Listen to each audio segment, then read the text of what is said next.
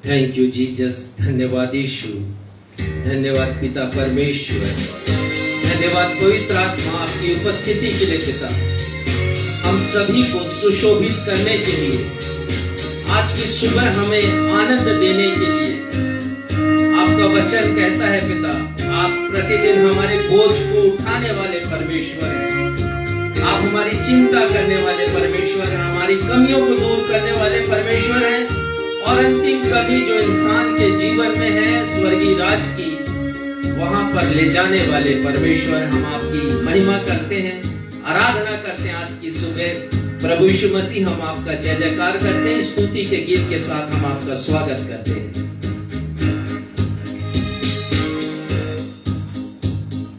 जय जय प्रभु यीशु की हालेलुया, जय जय प्रभु यीशु की होशन्ना। हमको बचाने आया जगत में, उसकी स्तुति करो। हा हा हा हा हा हालेलुया, ओ हो होशन्ना, ला ला ला ला ला ला, हालेलुया आमीन। फिर से जय जय प्रभु यीशु की हालेलुया, जय जय प्रभु यीशु की होशन्ना। हमको बचाने आया जगत में, उसकी स्तुति करो। हा हा हा हा हा हालेलुया, ओ हो होशन्ना, ला ला ला ला ला ला, हालेलुया आमीन।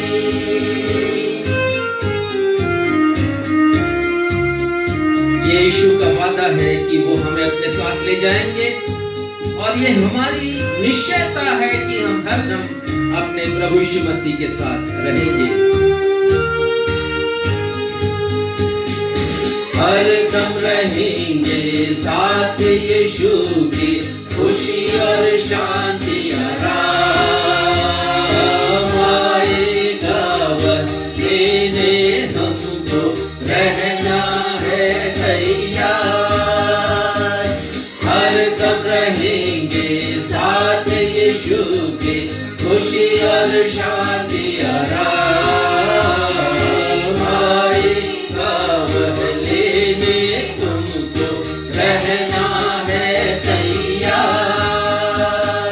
जय जय प्रभु यीशु की हालेलुया, जय जय प्रभु यीशु की होशन्ना। हमको बचाने आया जगत में, उसकी स्तुति करो। हा हा हा हा हा हालेलुया, ओ हो होशन्ना, ला ला ला ला ला ला,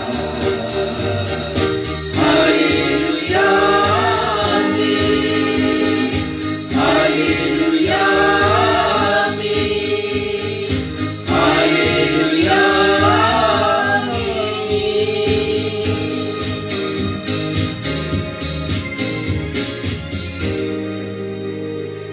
नवजीवन एवेंजेलिकल चर्च की 39वीं ऑनलाइन रविवारी आराधना में मैं आकांक्षा मसीह आप सभी दर्शकों का हार्दिक स्वागत करती हूँ।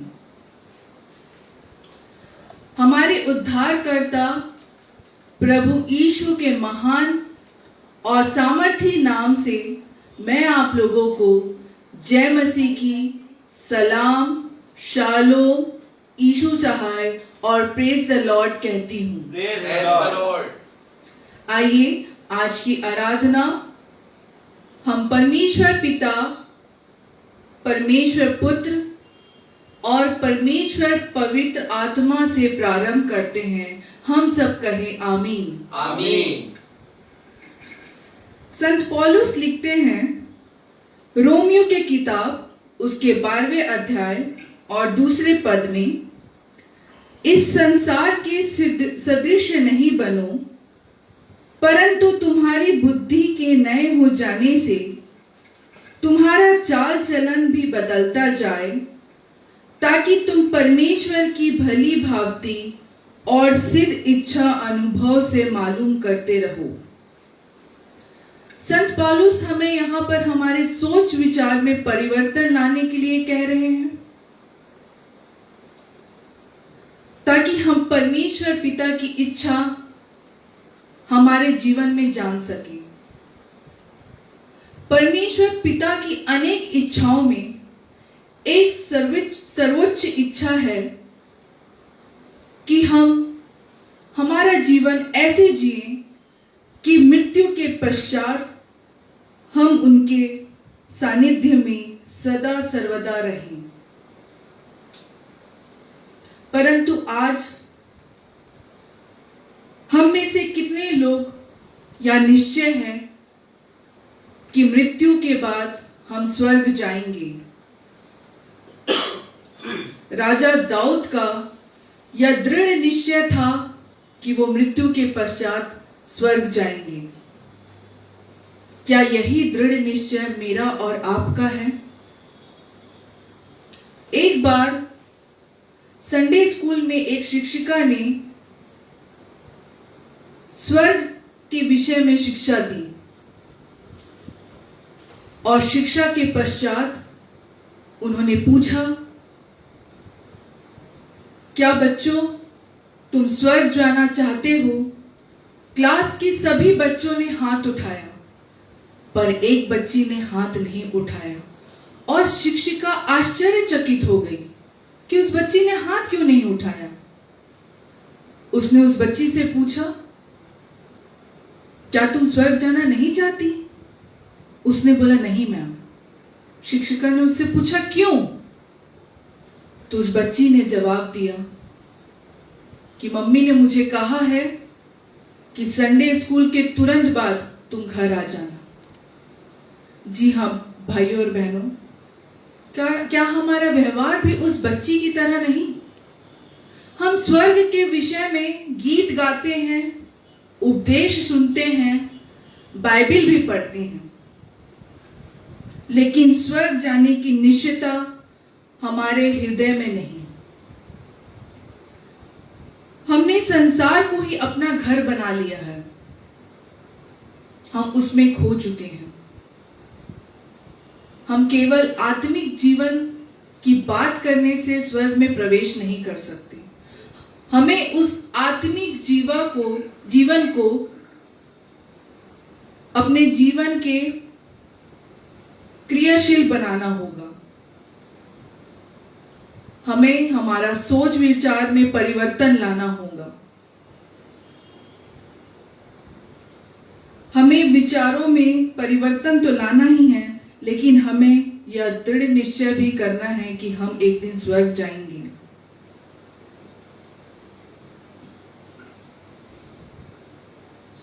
मुझे और आपको यह स्वर्गीय जीवन मिलता ही नहीं, परंतु परमेश्वर पिता ने प्रभु यीशु मसीह के द्वारा हमारे जीवन की इस महती कमी को पूर्ण किया है। आज के इस संदेश के माध्यम से हमारे पास्टर इंचार्ज भजन संहिता 23वें अध्याय के अंतिम पंक्ति, और मैं यहोवा के धाम में सर्वदा वास करूंगा, की व्याख्या करेंगी।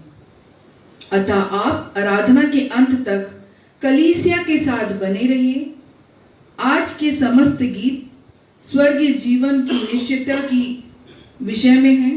आइए हम सब मिलकर वह लोकप्रिय गीत गाएं, जिसे मशहूर गीतकार फैनी क्रॉस्बी ने लिखा है और जिसके शब्द हैं, ईशु है मेरा कैसा दिलास, मन में वह देता आनंद और आस, मुक्ति का भागी स्वर्ग मेरा घर, उसमें मैं रहता सदा निडर। यह मसीह गीत संग्रह में गीत क्रमांक 320 में भी है। आप सब इस गीत को हमारे साथ मिलकर गाएं।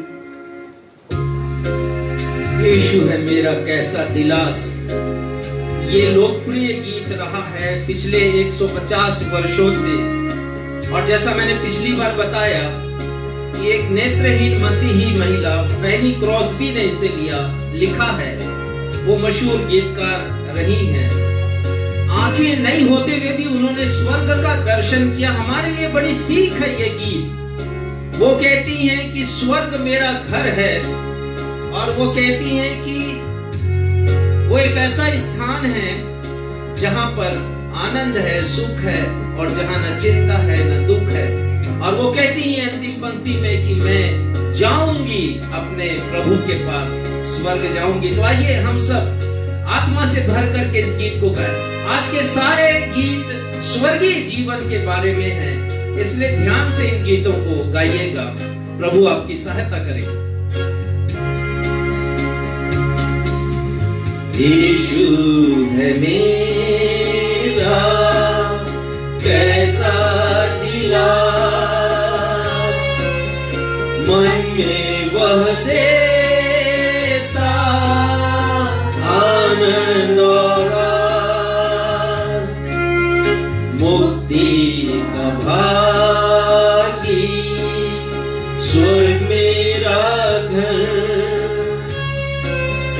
उसमें मैं रहता सदा निडर।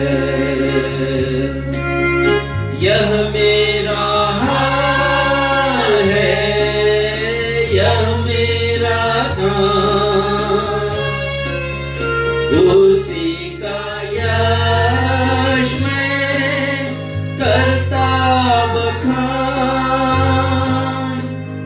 यह मेरा हाल है, यह मेरा गान, उसी का यश मैं करता बखान। पूरा भरोसा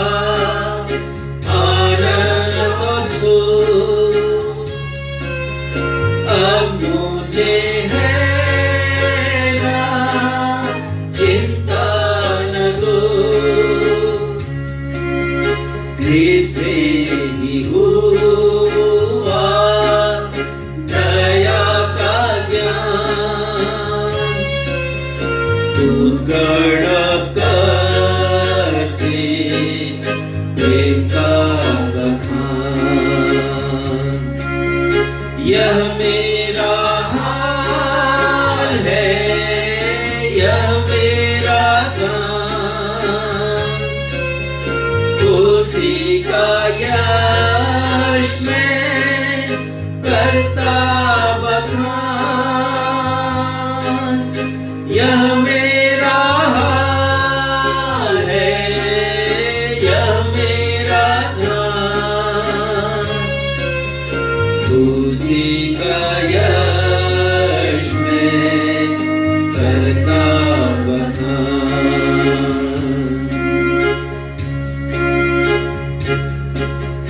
क्रिस्त पर मैं रखता पूरा विश्वास,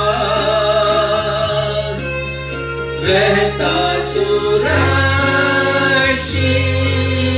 उसी के पास, उसी के प्रेम से पाता विश्राम। जाऊंगा मैं स्वर्गीय धाम। आमीन आमीन। यह मेरा हाल है, यह मेरा नाम, उसी का यश मैं करता बखान। यह मेरा हाल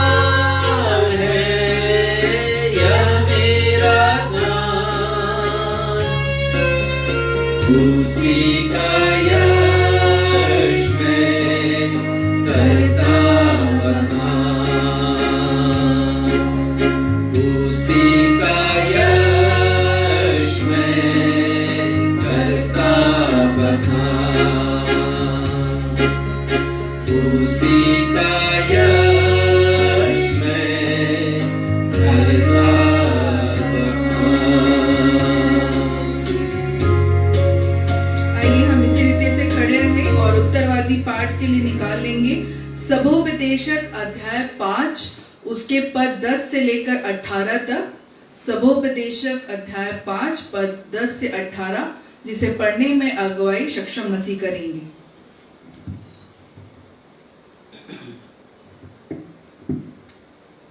धर्मशास्त्र से हम निकाल लेंगे पुराने नियम से सबोपदेशक अध्याय 5 पद 10 से पद 18 तक। और जैसा कि हमारा दस्तूर रहा है, हम इसे उत्तरवादी की रीति से पढ़ लेंगे। 18वें पद को हम सब साथ में मिलकर पढ़ लेंगे।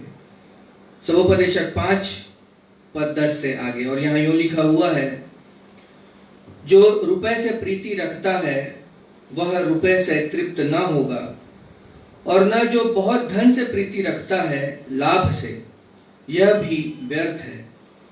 जब संपत्ति बढ़ती है तो उसके खाने वाले भी बढ़ते हैं, तब उसके स्वामी को इसे छोड़ और क्या लाभ होता है कि उस संपत्ति को अपनी आंखों से देखे। परिश्रम करने वाला चाहे थोड़ा खाए या बहुत, तो भी उसकी नींद सुखदायी होती है, परंतु धनी का धन बढ़ने के कारण उसको नींद नहीं आती। मैंने धरती पर एक बड़ी बुरी बला देखी है, अर्थात वह धन जिसे उसके मालिक ने अपनी ही हानि के लिए रखा हो, और वह किसी बुरे काम में उड़ जाता है, और उसके घर में बेटा उत्पन्न होता है, परंतु उसके हाथ में कुछ नहीं रहता। जैसा वह माँ के पेट से निकला वैसा ही लौट जाएगा, नंगा ही जैसा आया था, और अपने परिश्रम के बदले कुछ भी न पाएगा जिसे वह अपने हाथ में ले जा सके। यह भी एक बड़ी बला है कि जैसा वह आया ठीक वैसा ही वह जाएगा। उसे उस व्यर्थ परिश्रम से और क्या लाभ है, केवल इसके कि उसने जीवन भर बेचैनी से भोजन किया और बहुत ही दुखित और रोगी रहा और क्रोध भी करता रहा। हम साथ में पढ़ लेंगे। सुन, जो भली बात मैंने देखी है, वरन जो उचित है, वह यह है कि मनुष्य खाए और पिए और अपने परिश्रम से जो वह धरती पर करता है, अपनी सारी आयु भर जो परमेश्वर ने उसे दी है सुखी रहे, क्योंकि उसका भाग यही है। यह परमेश्वर का जीवित और सत्य वचन है। परमेश्वर पिता अपने इस वचन के पढ़े जाने, सुने जाने और समझे जाने पे अपनी बहुतायत की आशीष दे। हम सब कहें आमीन। आमीन। अब समय होगा कि हम अपने पास्टर इंचार्ज रेवरेंड राजेश मसीह से सूचनाएं सुन लेंगे और उसके पश्चात वह मध्यस्थता की प्रार्थना में अगुवाई करेंगे।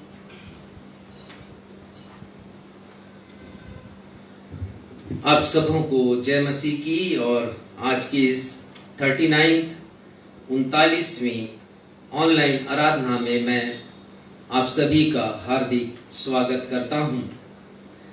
इस सप्ताह के लिए जो विचार है वो पाया जाता है भजन संहिता उसका 68वां अध्याय 19वां और 20वां पद। ये पद मुझे बहुत पसंद है क्योंकि इसमें एक एश्योरेंस है, इसमें परमेश्वर के द्वारा दी गई एक प्रतिज्ञा है हम सभी के लिए, जो प्रभु ने हमारे लिए रख छोड़ा है, हमारे भलाई के लिए, हमारे हित के लिए। और भजनकर्ता यहाँ पर लिखते हैं, धन्य है प्रभु जो प्रतिदिन हमारा बोझ उठाता है, वही हमारा उद्धार करता परमेश्वर है। हम सब कहें आमीन। Hallelujah, praise the Lord. ये हमारा प्रभु है जो प्रतिदिन का बोझ उठाता है, और ये बोझ चाहे कुछ भी क्यों ना हो, हमारी चिंताओं का बोझ, समस्याओं का बोझ, प्रतिदिन उठाता है प्रभु यीशु मसीह की प्रतिज्ञा, हे सब थके और बोझ से दबे लोगों, मेरे पास आओ।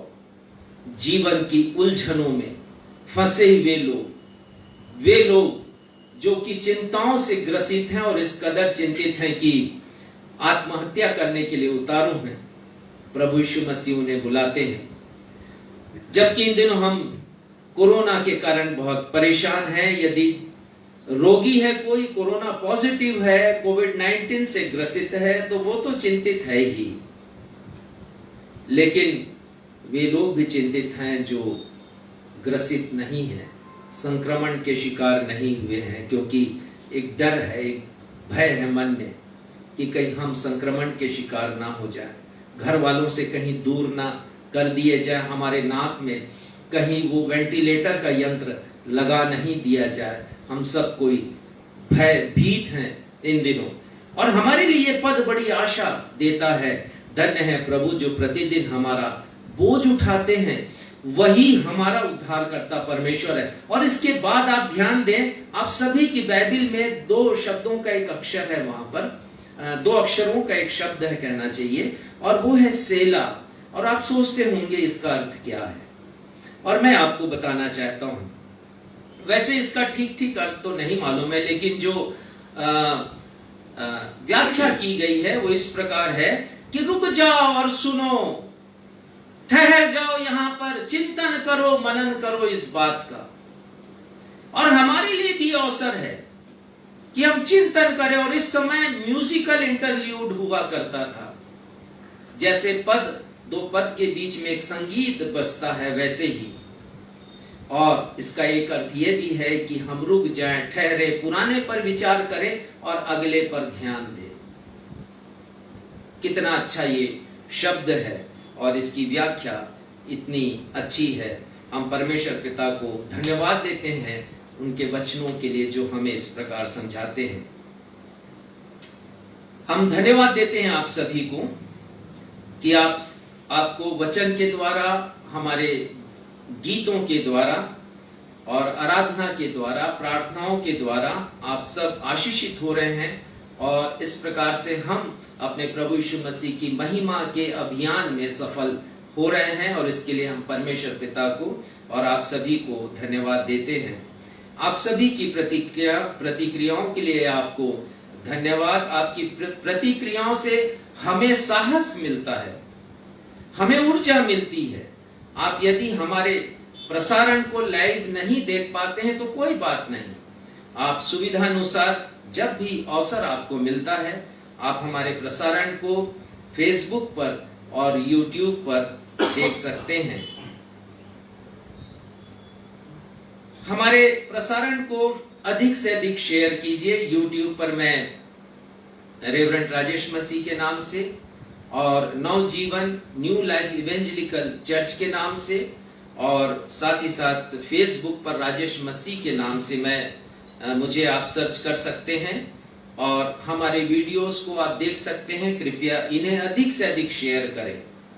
हमारा ये अर्थ नहीं है कि हमें ख्याति मिले, परंतु हम चाहते हैं कि परमेश्वर की रविवारी आराधना, जिससे बहुत से लोग वंचित हैं, उन्हें इसका लाभ मिल सके और परमेश्वर की महिमा हो और वचन के द्वारा बहुतों का जीवन फलवंत हो सके। हमारे कुछ निवेदन हैं हम आपके सामने रख रहे हैं कि हमारे गरीब पास्टर हैं जिनके बारे में हमने आपसे जिक्र किया था पिछले महीने, जब बरसात बहुत हो रही थी और उनका मकान अति वर्षा के कारण ढह गया। अभी वो दूसरों के मकान में रह रहे हैं और उनके सामने बड़ी समस्या है, क्योंकि उनके पास इतना जरिया है नहीं। वो अधिया में खेती लेते हैं, किसान हैं, लेकिन उनके पास जरिया नहीं है, कोई उपाय नहीं कि अपने मकान को वो बना ले। उन्होंने आवेदन तो दिया है शासन को, लेकिन वहां से भी कोई उचित जवाब उन्हें मिल नहीं रहा है और परिवार संकट में है। हम चाहते हैं कि उनके लिए हम एक छोटा मोटा मकान बना दें ताकि वो अपना निर्वहन वहां पर कर सकें, और इसके लिए हमें कुछ लोगों की सहायता मिली है, लेकिन अभी तक वो सहायता अपर्याप्त है। और इसलिए हम आपसे निवेदन करते हैं कि आप अधिक से अधिक हमें आर्थिक सहयोग प्रदान करें ताकि हम भलाई के काम कर सकें। इस विषय के ऊपर लगभग हर रविवार को हम आपको संदेश देते हैं, आपको उत्साहित करते हैं भले कार्य करने के लिए, और आप यदि इस भले कार्य को करेंगे तो प्रभु आपको अवश्य आशीषित करेंगे, ना सिर्फ इस पार्थिव जीवन में परंतु स्वर्गीय जीवन में भी वो आशीषित करेंगे। आज वचन के द्वारा हम इसे सुनेंगे भी। हमारे 2 पास्टर्स के लिए 2 स्मार्ट मोबाइल यदि आपके पास बिगड़ी दशा में है और वो सुधर सकता है तो भी हमको दे दीजिए, हम उसको सुधार लेंगे और उन्हें हम दे देंगे, क्योंकि हम चाहते हैं कि हम अपने 7 पास्टर से लगातार संपर्क बना करके रखें, उनके पास स्मार्ट मोबाइल हो ताकि हम जूम के द्वारा या स्काइप के द्वारा बाइबल स्टडी उनकी ले सकें। और जब तक ये नहीं होता है तो हम कॉन्फ्रेंस के द्वारा, मोबाइल कॉन्फ्रेंस के द्वारा उनसे हम चर्चा कर रहे हैं, और अच्छा होगा कि हम जूम के द्वारा उनसे बातचीत करें ताकि आमने सामने हम उन्हें देख सकें और वो अपनी बातें हमसे कह सकें। प्रेयर रिक्वेस्ट है, धन्यवाद का विषय है। चंगाई मिली है भाई सुरेश अंटर को, उनका स्वास्थ्य ठीक हुआ है और वो बहुत समय से वायरल फीवर से ग्रसित थे, लेकिन प्रभु ने कृपा की और उन्हें चंगाई मिली है, धन्यवाद देते हैं। बहन संगीता लाल ने हमें सूचित किया है कि उनके पति श्री के बी लाल जो कोरोना पॉजिटिव थे, उन्हें भी चंगाई मिली है और स्वास्थ्य लाभ अभी वो कर रहे हैं। प्रभु का इस बात के लिए बहुत धन्यवाद हो। बहन लक्ष्मी के परिवार के लिए हमने प्रार्थनाएं की थी, प्रभु ने पूरे परिवार को चंगाई दी है और उन्होंने कहा है कि धन्यवाद दे दिया जाए प्रभु को। हम प्रभु को धन्यवाद देते हैं। धन्यवाद देते हैं बहन सविता फ्रांसिस के लिए जो हमारी सपोर्टर हैं। आज उनका जन्मदिन है और साथ ही साथ खुशखबरी है कि वो शासकीय सेवा में कार्यरत है। रायपुर में उनकी पोस्टिंग है, रहना नागपुर में होता है और उनका स्थानांतरण आदेश आ गया है, सेंट्रल गवर्नमेंट में है। हम धन्यवाद देते हैं प्रभु को कि अब वो अपने परिवार के साथ रह सकेंगी। हम प्रार्थना करें, कुछ लोगों के लिए बीमार लोग हैं और काफी निवेदन हमें मिलते हैं। हम प्रार्थना करते हैं भाई अश्वनी पटेल के लिए। पास्टर कन्हैया ने हमें ये निवेदन भेजे हैं। किडनी में पथरी है, सीने में दर्द है, पीलिया की भी शिकायत रहती है। प्रभु इन्हें आप चंगाई प्रदान करें। प्रार्थना करते हैं भाई विकी पटेल के लिए। 3 साल पूर्व उनका एक्सीडेंट हुआ, पांव की हड्डी टूट गई और ठीक से उपचार नहीं होने के कारण आज तक वो ठीक से जुड़ी नहीं है। प्रार्थना करें कि प्रभु की कृपा हो और प्रभु चंगाई दे ताकि उन्हें आराम मिल सके। प्रार्थना करें भाई चंद्र भवन के लिए। वो मानसिक रूप से पीड़ित हैं, घबराहट होती है उन्हें और मृत्यु का भय सामने है। भाई आप किसी भी प्रकार से हमारी कलीसिया के संदेशों को सुने, खासकर वचन संहिता 23 के ऊपर पास्टर कन्हैया से निवेदन करूंगा कि किसी प्रकार प्रबंध करें कि वो सुन सकें कि परमेश्वर पिता कैसे हमारी हर एक कमी को दूर करते हैं, मृत्यु के भय को वो समाप्त करते हैं। और आज का संदेश भी इसी से संबंधित है। तो आप सुनिए, प्रभु आपको जरूर आशीष देंगे और आपका मानसिक विकार ठीक ही जल्दी ही ठीक हो जाएगा। भाई हम प्रार्थना करें, पास्टर मदन ने ये अनुरोध हमें भेजा है राधे श्याम जांगड़े जी के लिए। साइकिल से गिरने के कारण चोटग्रस्त हैं, बहुत गरीब हालात में रहते हैं, सब्जियां बेचते हैं। प्रार्थना करें कि ये चंगाई इन्हें मिल सके, इनका व्यापार बंद है। साथ ही हम जोईधा बंजारे के लिए ये लकवा ग्रस्त हैं भाई, काफी समय से बहुत कमजोर हो चुके हैं। प्रभु इनके साथ हों और प्रभु आप इन्हें चंगाई प्रदान करें, ये हमारी विनती है। हम प्रार्थना करते हैं भाई पास्टर बलराम द्वारा दिए गए निवेदनों के लिए। स्वयं की सुरक्षा के लिए उन्होंने निवेदन किया है, क्योंकि वो मिनिस्ट्री के काम से होम विजिट पर जाते हैं और प्रभु उन्हें सुरक्षित रखे और अच्छा स्वास्थ्य उन्हें प्रदान करे। हम प्रार्थना करें सभापति रात्रि शिक्षक के लिए। ये दुष्टात्मा के द्वारा इनका पूरा परिवार सताया जा रहा है। प्रार्थना करें कि प्रभु दुष्टात्मा के प्रकोप को प्रभु यीशु मसीह के नाम से दूर करें और इनके परिवार में शांति और खुशहाल को कायम करें। हम प्रार्थना करें लखनऊ की एक बच्ची के लिए जिसका रिक्वेस्ट मेरे पास आया है। उस बच्ची का नाम माही है और वो और उसकी मम्मी कोरोना पॉजिटिव हैं। हम प्रार्थना करें इनकी चंगाई के लिए। भाई हिमांशु जेकब की चंगाई के लिए प्रार्थना करें, वो भी कोरोना पॉजिटिव हैं। और प्रार्थना करें मिसेस एडिथ इनिस के लिए, वो भी कोरोना पॉजिटिव पाई गई हैं और उनका पूरा परिवार अभी आइसोलेशन में है। प्रार्थना करें कि कोरोना के कारण उपजे हर एक भय से ये परिवार मुक्त हो।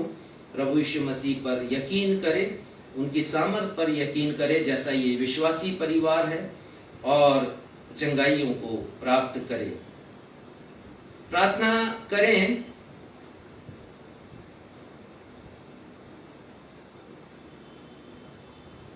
मिस्टर बंसवराज और परिवार के लिए बैतलपुर में हैं, एक सेवकाई से जुड़े हुए हैं।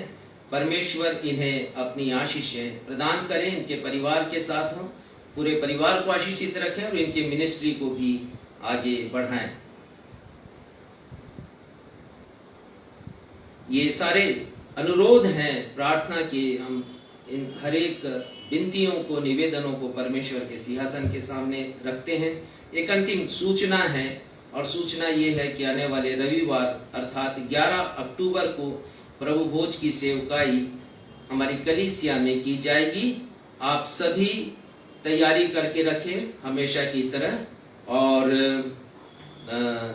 प्रभु भोज बना करके रखें ताकि प्रभु भोज की सेवकाई में हम सभी के साथ शामिल हो सके। आइए हम प्रार्थना करें। हमारे पिता, हम आपके समीप आते हैं प्रभु इन सारे निवेदनों को बड़े विश्वास के साथ अपने उद्धारकर्ता प्रभु यीशु मसीह के सामर्थी नाम में रखते हैं। पिता, जितनों के नाम हमने पढ़े हैं जिन्हें चंगाई की आवश्यकता है या किसी और जरूरत से वो जरूरत है उनकी जिंदगी में, पिता उसे पूरा करें।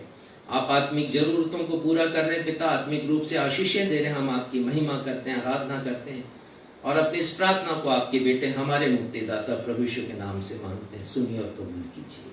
आमीन।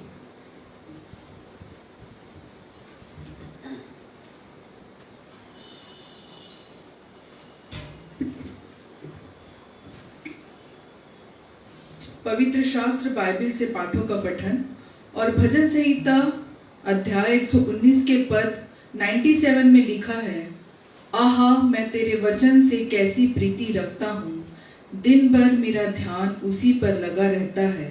इसलिए आइए हम सब भी अपना ध्यान परमेश्वर के जीवित वचनों पर लगाएं। आइए पवित्र शास्त्र से पाठों के पठन के लिए निकाल लेंगे।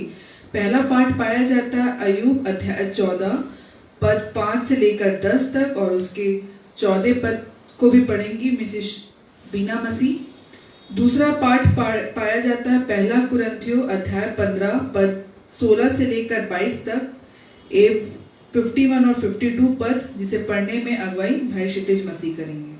अय्यूब अध्याय 14 पद 5 से 10 और 14 पद।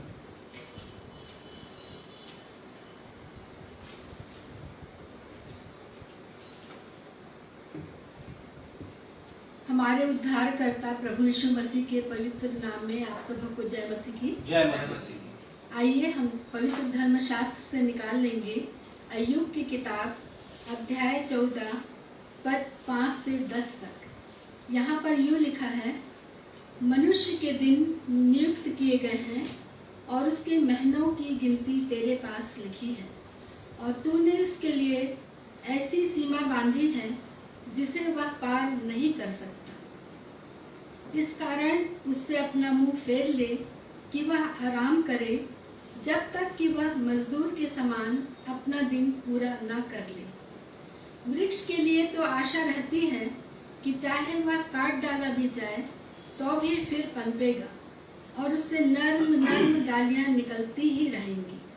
चाहे उसकी जड़ भूमि में पुरानी भी हो जाए और उसका ठूंठ मिट्टी में सूख भी जाए, तो भी वर्षा की गंध पाकर वह फिर पनपेगा और पौधे के समान उससे शाखाएं फूटेंगी। परंतु मनुष्य मर जाता और पड़ा रहता है, जब उसका प्राण छूट गया तब वह कहाँ रहा।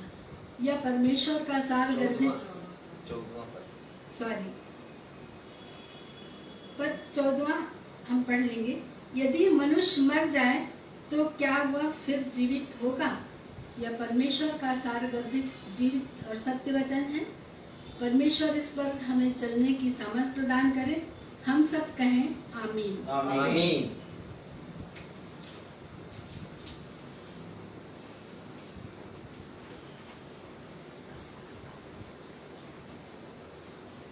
इससे पहले कि हम वचन पढ़ें, आज का जो दूसरा पाठ है, इस लाइव आराधना के दौरान 2 प्रेयर के रिक्वेस्ट और आए हैं और मैं उन्हें आप लोगों के समक्ष रखना चाहता हूं ताकि आप अपनी दैनिक प्रार्थनाओं में इन विषयों को भी याद करें। प्रार्थना करेंगे हम। जो रिक्वेस्ट आया भाई योगेश आनंद की तरफ से, उनकी मदर दुबई से 8 तारीख को यहाँ वापस इंडिया आने वाली हैं और उन्होंने रिक्वेस्ट किया है कि उनके लिए प्रार्थना की जाए कि उन्हें दिल्ली एयरपोर्ट में क्वारंटाइन ना किया जाए 14 दिनों के लिए, बल्कि परमिट किया जाए कि वो यहाँ तक आने वाली हो सके और अपने घर में ही उन्हें क्वारंटाइन होने की आज्ञा शासन के द्वारा मिलने वाली हो सके। तो हम उन्हें प्रार्थनाओं में याद करेंगे। साथ ही एक विषय और है, भाई कमल पटेल ने भेजा है ये चुवन बाई पटेल जो दीपिका कोरबा की रहने वाली हैं। इन बहन के पैर की नस में दर्द है, साइटिका है, जैसे उन्हें बहुत पीड़ा होती है। हम परमेश्वर से प्रार्थना करें कि उन्हें इस पीड़ा से भी मुक्ति मिलने वाली हो सके। आज के दूसरे पाठ के लिए हम निकाल लेंगे पहला कुरिन्थियों उसका 15वां अध्याय पद 16 से पद 22। पहला कुरिन्थियों अध्याय 15 पद 16 से पद 22 और उसके पश्चात पद 51 और 52। वचन यहाँ पर यूं कहता है, और यदि मुर्दे नहीं जी उठते तो मसीह भी नहीं जी उठा, और यदि मसीह नहीं जी उठा तो तुम्हारा विश्वास व्यर्थ है और तुम अब तक अपने पापों में फंसे हो। वरन जो मसीह में सो गए हैं वे भी नष्ट हुए। यदि हम केवल इसी जीवन में मसीह से आशा रखते हैं तो हम सब मनुष्यों से अधिक अभागे हैं। परंतु सचमुच मसीह मुर्दों में से जी उठा है और जो सो गए हैं उनमें वह पहला फल हुआ। क्योंकि जब मनुष्य के द्वारा मृत्यु आई तो मनुष्य ही के द्वारा मरे हुओं का पुनरुत्थान भी आया। और जैसे आदम में सब मरते हैं वैसे ही मसीह में सब जिलाए जाएंगे। पद 51 और पद 52। देखो मैं तुमसे भेद की बात कहता हूँ, हम सब नहीं सोएंगे परंतु सब बदल जाएंगे। और यह क्षण भर में पलक मारते ही अंतिम तुरही फूंकते ही होगा, क्योंकि तुरही फूंकी जाएगी और मुर्दे अविनाशी दशा में उठाए जाएंगे और हम बदल जाएंगे। यह जीवित परमेश्वर का जीवित वचन है। परमेश्वर पिता इसके पढ़े सुने समझे जाने पर हमें बहुतायत की आशीष प्रदान करे। हम सब कहें आमीन। आमीन। सुसमाचार के पाठ के लिए हम निकाल लेंगे यूहन्ना रचित सुसमाचार अध्याय 3 पद 1 से लेकर 10 तक, जिसे पढ़ने में अगुवाई रेवरेंड राजेश मसीह करेंगे। यूहन्ना अध्याय 3 पद 1 से लेकर 10 तक।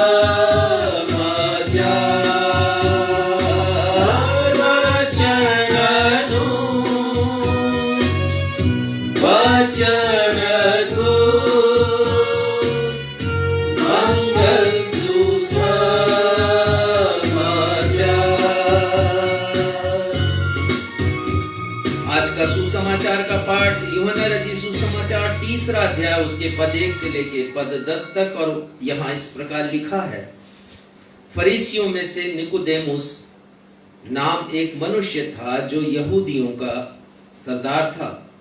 उसने रात को यीशु के पास आकर उससे कहा, हे रब्बी, हम जानते हैं कि तू परमेश्वर की ओर से गुरु होकर आया है, क्योंकि कोई इन चिन्हों को जो तू दिखाता है, यदि परमेश्वर उसके साथ ना हो तो नहीं दिखा सकता। यीशु ने उसको उत्तर दिया कि मैं तुझसे सच सच कहता हूं, यदि कोई नए सिरे से ना जन्मे तो परमेश्वर का राज्य देख नहीं सकता। निकोदेमुस ने उससे कहा, मनुष्य जब बूढ़ा हो गया तो क्यों कर जन्म ले सकता है? क्या वह अपनी माता के गर्भ में दूसरी बार प्रवेश करके जन्म ले सकता है? यीशु ने उत्तर दिया कि मैं तुझसे सच सच कहता हूं, जब तक कोई मनुष्य जल और आत्मा से ना जन्मे तो वह परमेश्वर के राज्य में प्रवेश नहीं कर सकता। क्योंकि जो शरीर से जन्मा है वो शरीर है, और जो आत्मा से जन्मा है वो आत्मा है।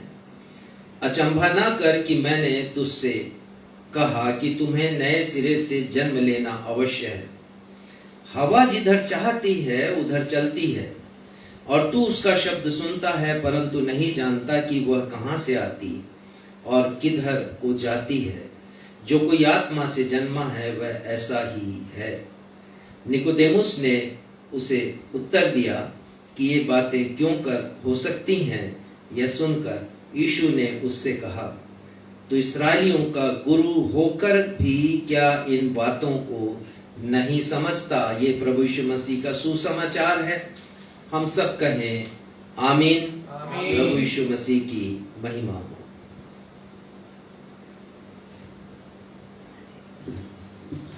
यह अवसर है कि हम अपनी अपनी भेंटों और धन्यवादी भेंटों को अर्पित करें।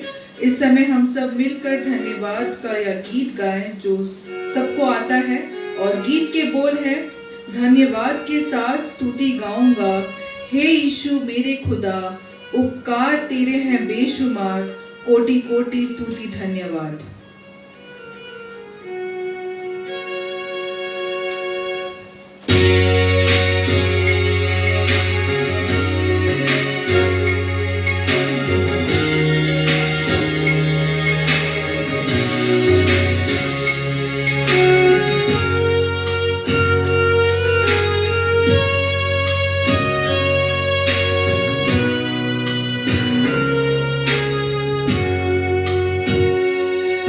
धन्यवाद के साथ स्तुति गाऊंगा, हे यीशु मेरे खुदा,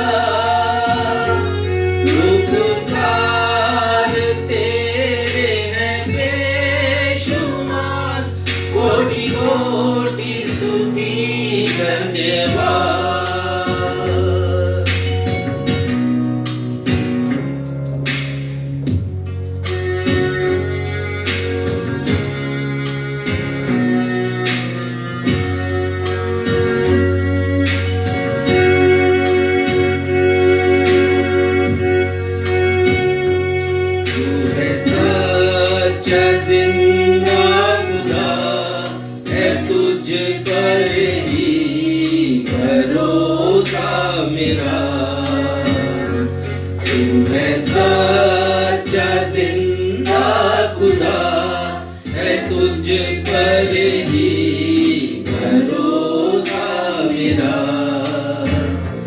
सेवा पूरी करके पाऊं इनाम, प्रभु ऐसा दो वरदान। क्षमा करें, कुछ पिच में गड़बड़ी हो गई है और पिच अभी सुधारा जा रहा है, और जैसे हम सही पिच पर आएंगे आपके साथ इस गीत को हम केवल इसका मुखड़ा हम गाएंगे, कोरस गाएंगे। Thank you Jesus. धन्यवाद यीशु, धन्यवाद यीशु।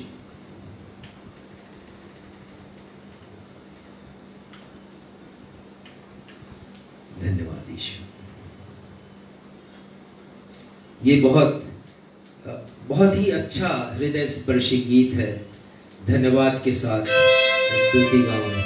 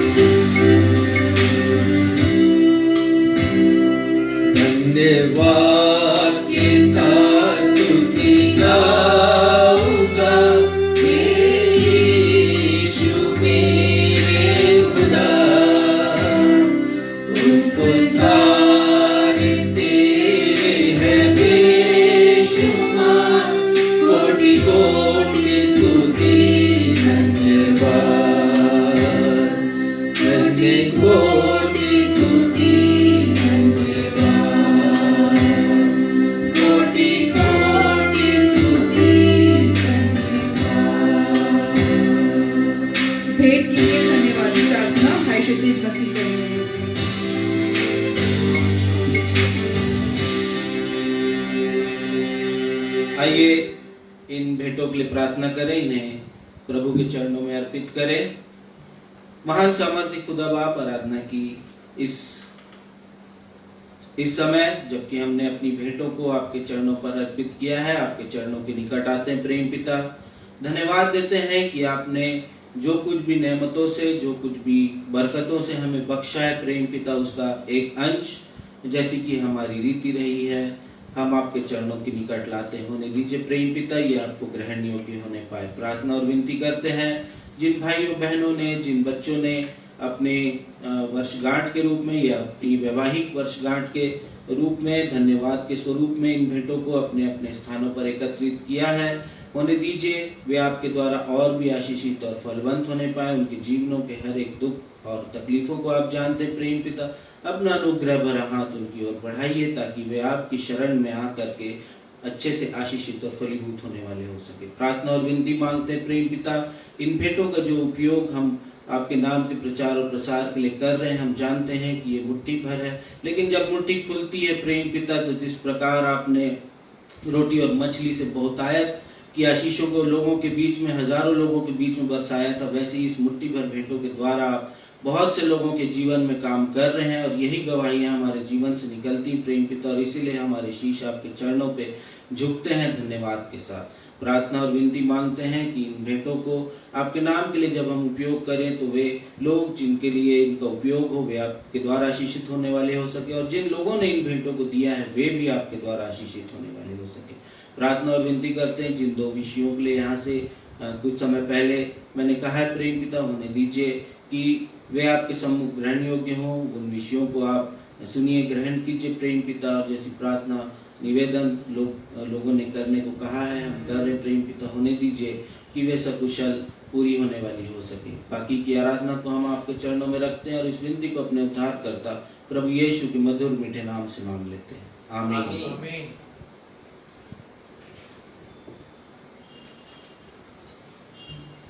संदेश की तैयारी में हम एक बहुत ही प्यारा गीत गा लेंगे, हो सकता है ये आप लोगों के लिए नया हो। और गीत के बोल है, यात्री हूँ मैं जग में प्रभु जी, चलता हूँ मार्ग में तेरे, वो निशान तू है यीशु जी, बंदरगाह तू मेरा।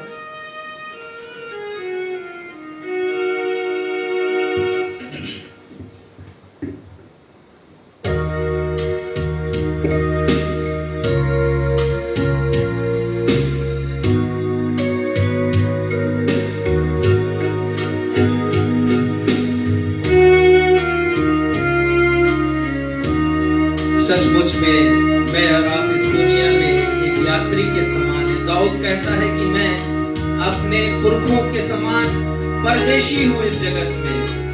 हम यात्री हैं, हम परदेशी हैं। प्रभु की कृपा हमारे जीवन में हो कि हम उनके मार्ग पर चलें ताकि स्वर्गीय निवास को हम पा सकें।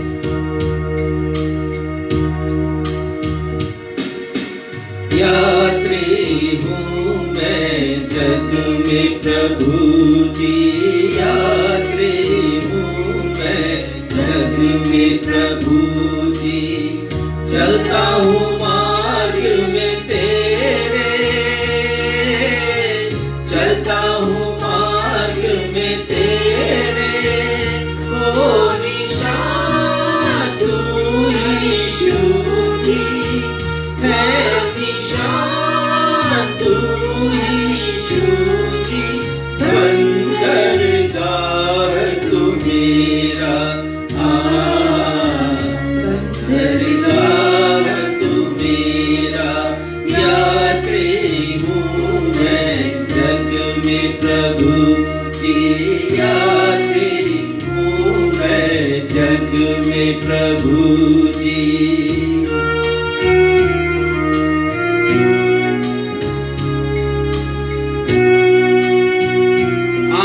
मेरी बंद हो जाए, यात्रा मेरी पूरी हो जाए।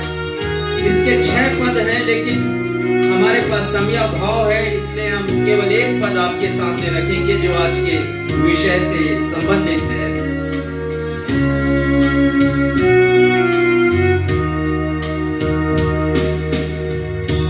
आँख जब मेरी बंद हो जाए, हो जाए, यात्रा मेरी पूरी हो जाए, यात्रा मेरी पूरी हो जाए, पहुंचूं मैं स्वर्गीय वतन में, पहुंचूं मैं स्वर्गीय वतन में, यह है कि कब मेरा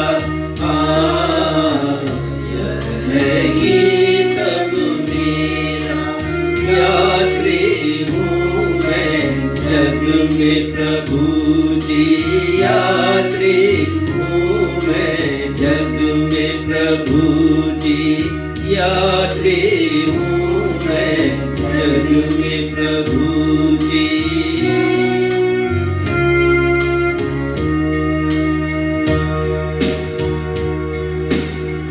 आज का विषय है मनुष्य के जीवन की बुनियादी जरूरतें क्या क्या है। भाग 7, 7वीं एवं अंतिम बुनियाद जरूरत स्वर्गीय जीवन पाने हेतु मनुष्य के हृदय में निश्चयता की कमी।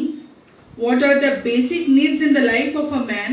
The 7th and last need is want of certainty in the mind of a man to have an heavenly life. और अब समय है कि हमारे पास्टर इंचार्ज रेवरेंड राजेश मसीह आज का संदेश हमारे बीच रखें।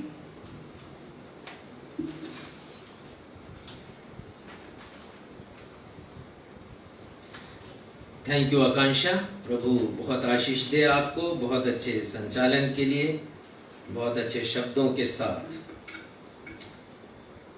राजा दाऊद भजन संहिता 23 के 6वें पद में दो जीवन के बारे में बातें करते हैं। वो कहते हैं 6वें पद की प्रथम पंक्ति में, निश्चय भलाई और करुणा जीवन भर मेरे साथ साथ बनी रहेगी। वो बात करते हैं पृथ्वी पर के जीवन के विषय में, वो बात करते हैं हमारे पार्थिव जीवन के बारे में, और उनका आशय यह है कि जब तक मैं जीवित हूं इस धरती पर, अपने अंतिम सांस तक परमेश्वर की करुणा और परमेश्वर की भलाई मेरे जीवन में बनी रहेगी। वो बनी थी, बनी रहती है और बनी रहेगी अंतिम सांस तक। और भजन संहिता 23 के अंतिम पंक्ति में वो कहते हैं, निश्चय मैं यहोवा के धाम में सर्वदा वास करूंगा।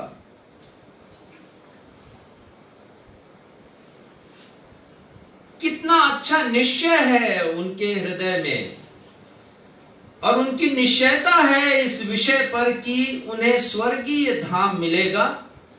इस पृथ्वी पर परमेश्वर की करुणा और भलाई तो उनके साथ साथ बनी रहती है, लेकिन इस जीवन के बाद भी परमेश्वर की करुणा बनी रहेगी जब वो उनके स्वर्गीय धाम में प्रस्थान करेंगे।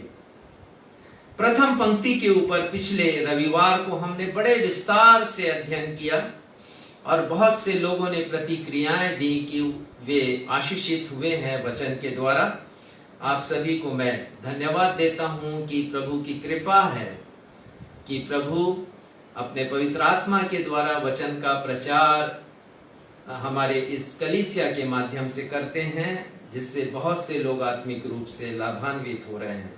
आज हम द्वितीय पंक्ति के ऊपर जो 23वें अध्याय के 6वें पद की अंतिम पंक्ति है उस पर विचार करेंगे, और ये हमारा भजन संहिता 23 पर 9वां और आखिरी संदेश होगा। मनुष्य के जीवन की बुनियादी कमी, 7वीं बुनियादी जरूरत, लास्ट बट नॉट लीस्ट, ये अंत में है, लेकिन ये किसी मायने में छोटा नहीं है। ये बहुत ही महत्वपूर्ण है मेरी और आपकी जिंदगी के लिए। 7वीं और अंतिम कमी जिसे परमेश्वर पिता मेरे और आपके लिए पूरा करते हैं वो है मनुष्य के जीवन में मृत्यु के बाद स्वर्गीय निवास की कमी। मृत्यु के उपरांत अनंत जीवन की कमी है मनुष्य के जीवन में। वो नहीं जानता क्या होगा मृत्यु के बाद, लेकिन परमेश्वर प्रकट करते हैं अपने वचन के द्वारा। और हम सभी के लिए कितना अद्भुत रहा है ये 9 रविवारों का अध्ययन, जिसमें हमने भजन संहिता 23 की व्याख्या की है अलग अलग रूप में, और ये देखा है कि परमेश्वर पिता कैसे हमारे जीवन की 7 कमियों को पूरा करते हैं। और ये कमी वो कमी है जो स्वर्गीय विचारधारा की कमी है, सांसारिक विचारधारा की कमी नहीं। और हमने देखा कि पहली कमी वो पूरा करते हैं प्रभु यीशु मसीह के रूप में, कि वो हमारे अगुवा हैं, वो हमारे नेतृत्व करता है क्योंकि हमारे जीवन में कमी है। दूसरी कमी वो पूरा करते हैं, मनुष्य के जीवन में सच्चे सुख की कमी है और वो सच्चा सुख मुझे और आपको प्रदान करते हैं। तीसरी कमी जिसे परमेश्वर पूरा करते हैं, सच्चे मित्र की कमी है जिसे परमेश्वर पिता पूरा करते हैं। और चौथी कमी हमने देखा था सच्ची शांति की कमी, जिसे परमेश्वर पिता पूरा करते हैं। और 5वीं कमी आती है भौतिक आवश्यकताओं की कमी इंसान के जीवन में है जिसे परमेश्वर पिता पूर्ण करते हैं।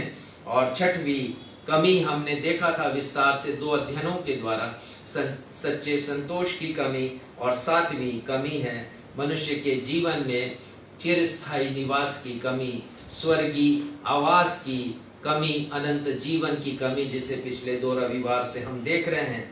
यहोवा मेरा चरवाहा है, दाऊद कहते हैं, मुझे कुछ घटी नहीं होगी। हमारे जीवन में 7 प्रकार की कमी होती है और 7 का अंक परिपूर्णता का अंक है बाइबल के अनुसार, जो अनेक टीकाकार कहते हैं। यद्यपि कोई ऐसा संदर्भ नहीं है इसमें बाइबल में, संपूर्ण बाइबल में, कि 7 अंक परफेक्टनेस को या परिपूर्णता को या सिद्धता को दर्शाता है, लेकिन ये परमेश्वर का नंबर है। परमेश्वर परफेक्ट है, परमेश्वर सिद्ध है परमेश्वर के वचन के अनुसार। और यहाँ पर 7 अंक परिपूर्णता को दर्शा रहे हैं, अर्थात हर एक कमी जो सांसारिक, जो ईश्वरीय रूप से हमारे जीवन में है, परमेश्वर हर एक उस कमी को, उस घटी को पूरा करते हैं। ना सिर्फ इस पार्थिव जीवन की हर एक जरूरत को परमेश्वर पिता पूरी करते हैं या पूरा कर रहे हैं, परंतु वो पूरा करेंगे जब मृत्यु हमारे सामने है और हम अंतिम सांस इस पृथ्वी के ऊपर लेंगे, तब वो स्वर्गीय जीवन की हर एक आवश्यकताओं को, कमियों को, जरूरतों को वो पूरा करेंगे। चलिए फिर से देखते हैं राजा दाऊद के द्वारा लिखी गई भजन संहिता 23 की अंतिम पंक्ति क्या है। और वो लिखते हैं, और मैं यहोवा के धाम में सर्वदा वास करूंगा। लेकिन यदि आप ध्यान दें तो इस पद का प्रारंभ वो निश्चय शब्द से करते हैं। निश्चय भलाई और करुणा जीवन भर मेरे साथ साथ बनी रहेगी। और फिर आता है और शब्द, और मतलब निश्चय के साथ। निश्चय यहां पर भी जुड़ा हुआ है। और मैं ये कहूंगा, निश्चय मैं यहोवा के धाम में सर्वदा वास करूंगा। निश्चय केवल भलाई और करुणा जीवन भर नहीं रहेगी, लेकिन निश्चय मैं यहोवा के धाम में सर्वदा वास करूंगा। And surely I will dwell in the house of the Lord forever. Dawood यहां किस धाम की बातें कह रहे हैं, किसकी चर्चा वो कर रहे हैं जहां पर वो सर्वदा निवास करेंगे। 2 कुरिन्थियों 5वें अध्याय का पहला पद। आज हम बहुत से पदों को देखेंगे। इस विषय को समझने के लिए बड़ा कठिन विषय है आज का, और बहुत से लोगों के लिए रहस्य है कि मृत्यु के पश्चात जीवन है कि नहीं है तो कैसा वो जीवन है। तो बहुत से पदों को हम देखेंगे व्याख्या करने के लिए। तो मैं अनुरोध करूंगा सक्षम से कि जैसे ही मैं पदों को कहूं तो वो फेसबुक के वॉल पर उसे पोस्ट करते जाएं। 2 कुरिन्थियों 5वें अध्याय का पहला पद पढ़िएगा। क्योंकि हम जानते हैं कि जब हमारा पृथ्वी पर का डेरा सरीखा घर गिराया जाएगा, डेरा सरीखा घर, अस्थाई घर, टेम्पोरल, जो परमानेंट नहीं है, वो मेरी और आपकी देह है। सदा काल के लिए नहीं आए हैं हम इस दुनिया में रहने के लिए। टेम्पोरल है, और जो कुछ हमारे पास है वो भी अस्थाई है। गिराया जाएगा, समाप्त होगा, हम अंतिम सांस लेंगे। एक दिन मृत्यु का सामना मुझे और आपको करना होगा। आगे क्या लिखा है? तो हमें परमेश्वर की ओर से स्वर्ग पर एक ऐसा भवन मिलेगा जो हाथों से बना हुआ घर नहीं परंतु चिरस्थायी। यही इस पद की विशेषता है, चिरस्थायी है। वो टेम्पोरल नहीं है, अस्थायी नहीं है, समाप्त होने वाला, गिरने वाला, भूकंप के झटके से ढहने वाला घर नहीं है। परमेश्वर के निवास स्थान में वो घर मुझे और आपको मिलेगा। स्वर्ग पर ऐसा घर मिलेगा, परमेश्वर की ओर से लिखा है, जो हाथों का बनाया नहीं, इंसानी हाथों का बनाया हुआ नहीं है। हम तो जो भी बनाते हैं सब नष्ट होता है, सब नाश होता है। परमेश्वर की ओर से मुझे और आपको मिलेगा और वो चिरस्थायी है, इटर्नल, अनंत तक रहने वाला। परमेश्वर पिता हमारे जीवन की इस बड़ी कमी को पूरा करना चाहते हैं। मैं और आप तो इस लायक थे ही नहीं कि मुझे और आपको चिरस्थायी घर मिले, वो भी सदा काल के लिए, जहां रहें हम और निवास करें। परंतु परमेश्वर पिता ने प्रभु यीशु मसीह के द्वारा मेरे और आपके लिए इस बड़ी कमी को पूरा किया, इस बड़ी इंसानी जरूरत को। मृत्यु के बाद क्या होता है, प्रभु यीशु मसीह ने कहा। एक और पद हम देखेंगे, यूहन्ना 14 उसके पहले से लेके 3 पद तक। वो कहते हैं, तुम्हारा मन व्याकुल ना हो, चिंतित ना हो, घबराए नहीं, इस बात के लिए कि मृत्यु के बाद मेरा क्या होगा, या आप मृत्यु से डरे नहीं। वो कहते हैं कि तुम्हारा मन व्याकुल ना हो। प्रभु यीशु मसीह और पतरस का एक वार्तालाप है 13वें अध्याय के अंतिम पदों में, और पतरस कह रहा है कि प्रभु आप कहां जाने वाले हैं? प्रभु कहते हैं, मैं जहां जाने वाला हूं पतरस, अभी तू आ नहीं सकता, लेकिन बाद में आएगा, सदा काल के लिए। और प्रभु कहते हैं कि अपने शिष्यों से, तुम्हारा मन व्याकुल ना हो, चिंतित मत हो, घबराओ नहीं। किस बात के लिए व्याकुल ना हो? मृत्यु के पश्चात जीवन के लिए। तुम घबराओ नहीं, चिंता मत करो। कहते हैं, तुम परमेश्वर पर विश्वास करते हो, मुझ पर भी विश्वास करो। दूसरे पद में पढ़िए, मेरे पिता के घर में बहुत से रहने के मेरे पिता के घर में बहुत से रहने के स्थान हैं। जितने लोग आ जाएं मेरे पास, जो स्वीकार कर ले मुझे, ठुकराने वालों के लिए कोई जगह नहीं है वहां पर। बहुत से रहने के स्थान है, वही हमारा स्वर्गीय निवास है। और वो कहते हैं कि मैं तुम्हारे लिए जगह तैयार करने जा रहा हूं, कि जहां मैं रहूं वहां तुम भी रहो। राजा दाऊद तो प्रभु यीशु मसीह के 1000 वर्ष पहले रहा करते थे, परंतु उन्होंने दर्शन देखा है मृत्यु के उपरांत जीवन के बारे में, अ लाइफ आफ्टर डेथ, मृत्यु के बाद जीवन के बारे में। और वो लिखते हैं, इसीलिए 23वें अध्याय के 6वें पद की अंतिम पंक्ति में, लास्ट बट नॉट लीस्ट, निश्चय मैं यहोवा के धाम में सर्वदा वास करूंगा। Surely I will dwell in the house of the Lord forever. लेकिन राजा दाऊद के इस कथन से 3 बड़े प्रश्न उठ खड़े होते हैं। ये प्रश्न उत्पन्न होते हैं, ये प्रश्न आदिकाल से पूछे जा रहे हैं। ये प्रश्न मेरे और आपके प्रश्न भी हैं,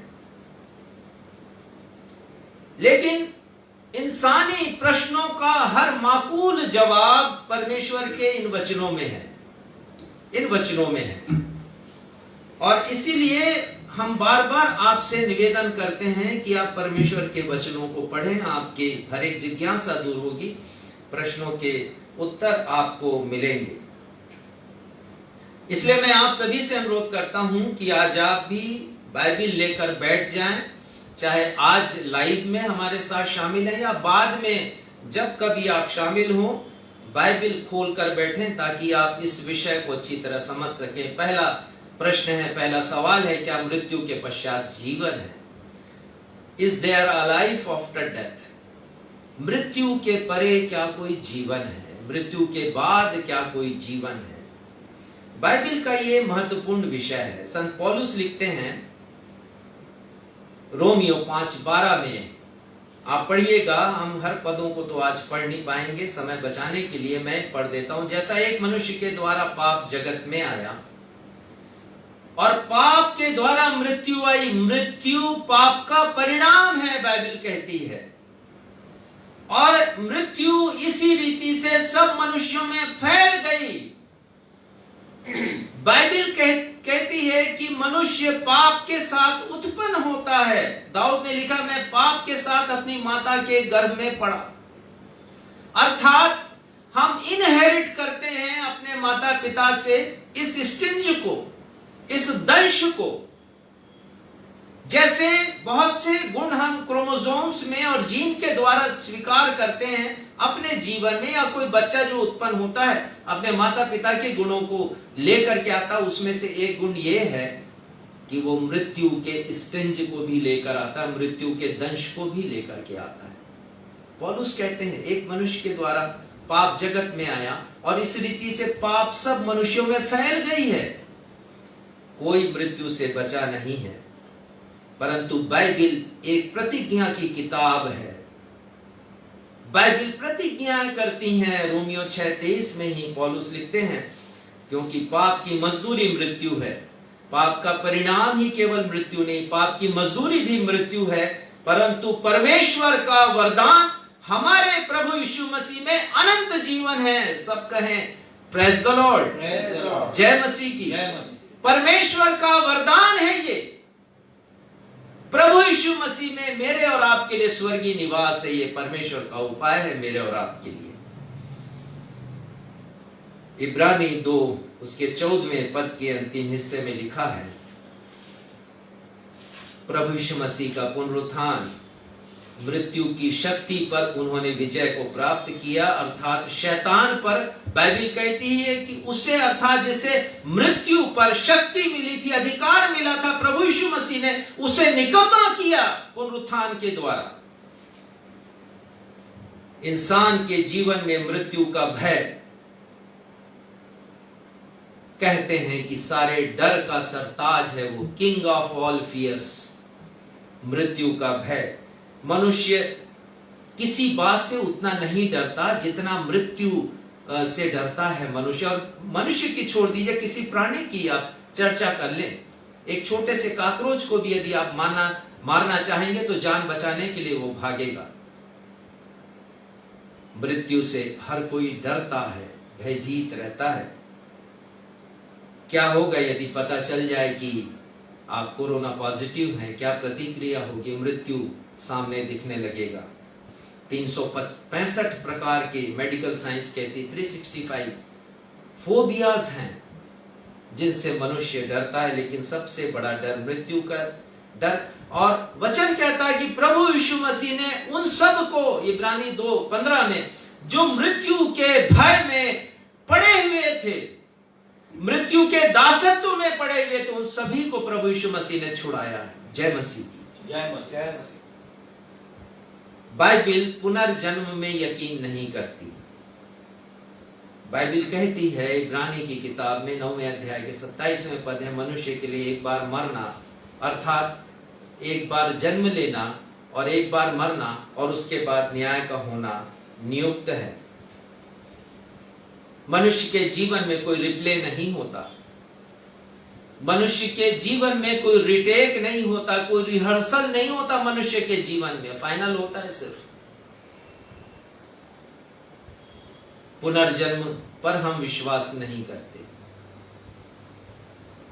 पहला कुरिन्थियों 15 अध्याय के 39 पद में बाइबल कहती है कि सब शरीर एक समान नहीं। बड़े अच्छे पद हैं, आप खोल लीजिए, बाइबल को देखते जाइए, और सक्षम इन सभी पदों को फेसबुक के वॉल पर यदि डाल दे तो अच्छा होगा।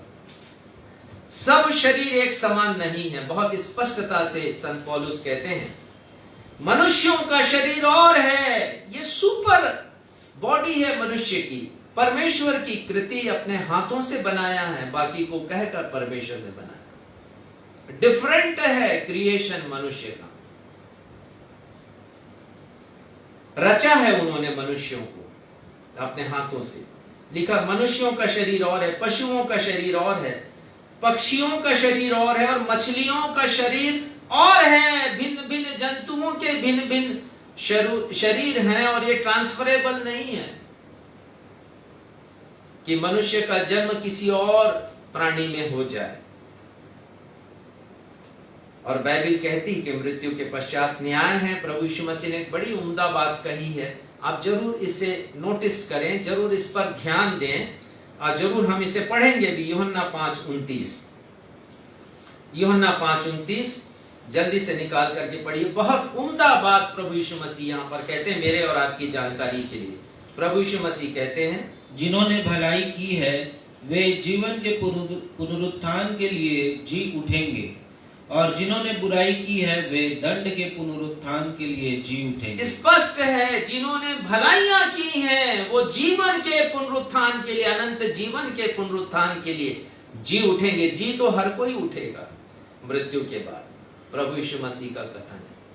परंतु जो भला करेगा वो जीवन के पुनरुत्थान के लिए जी उठेगा हमेशा के लिए, और जो बुरा की करेगा उसका भी पुनरुत्थान होगा।